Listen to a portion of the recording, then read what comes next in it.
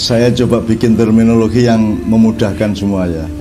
Jadi ada rasa syukur natural, ada rasa syukur kultural, ada rasa syukur teknis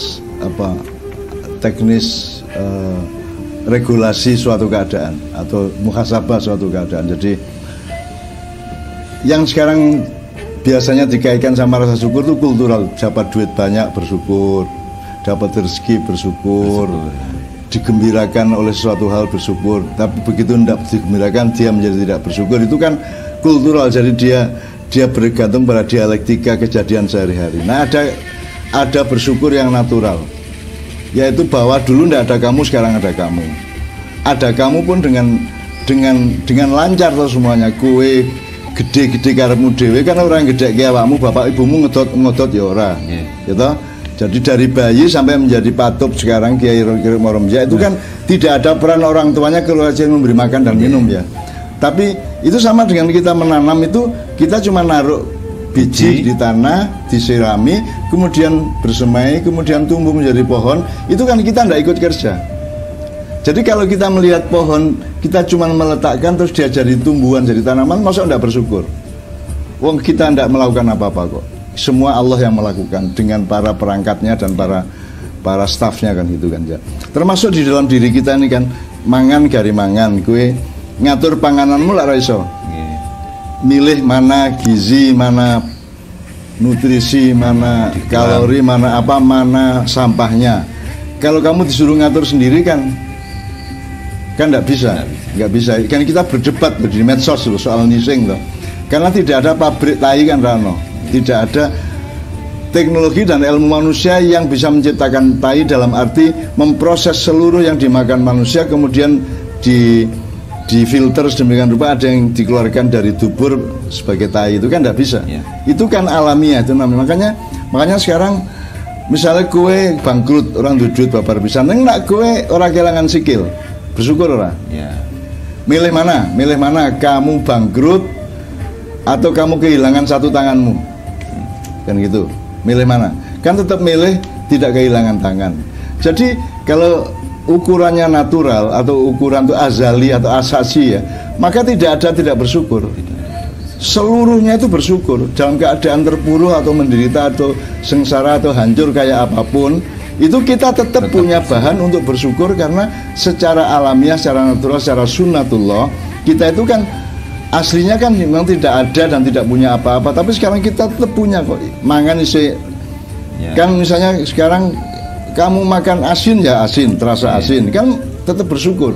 Bayangin kalau kamu kehilangan kemampuan merasakan asin, sedap. Jadi bebek selamat sama bebekmu dewe tidak ada bedanya misalnya gitu ya.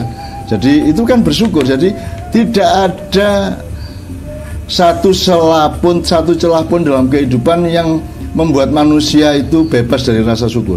Tidak ada. Karena seluruhnya ini kalau kita perhatikan ke dalam maupun keluar dari kita, itu semuanya kita bersyukur.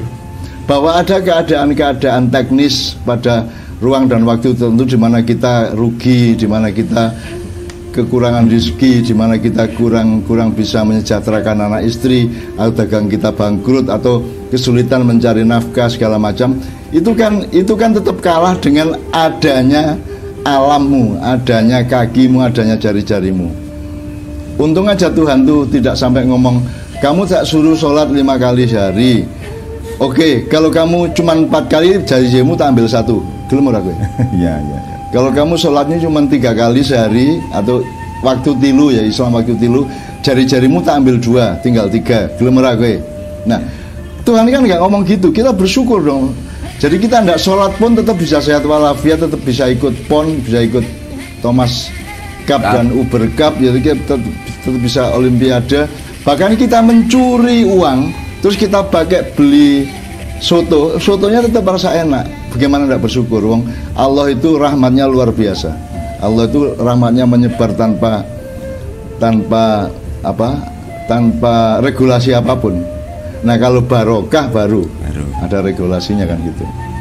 Jadi menurut saya harus mendasar. Kalau bersyukur hanya karena punya uang atau tidak punya uang, dapat istri cantik atau tidak, istri lari atau tidak, dan seterusnya, itu kan sangat teknis dan sangat permukaan. ibarat pohon itu ya harus mengakar. Jadi harus dari akarnya hidup ini kita sadar, gitu kan? Harus dari hulunya hidup ini kita ingat-ingat dan kita sadari, dan dari situlah kita bersyukur gitu. Kalau kamu ingin bersyukur, kamu lihat yang lebih rendah dari kamu, itu kan keputusan kultural, cara pandang kultural. Jadi bebrayane urip menunggu kue sak melarat-melaratmu keise ora dadi gelandangan kaya kae terus kamu bersyukur. Sudahlah, apapun yang terjadi, mau penderitaan, mau kesengsaraan, mau ketertindasan, mau apa, keputusannya tetap sama. Hilirnya tetap sama. Bersyukur dan optimis gitu ya. Bersyukur dan optimis. Jadi apapun saja keadaannya, itu tidak membuat kita tidak bersyukur.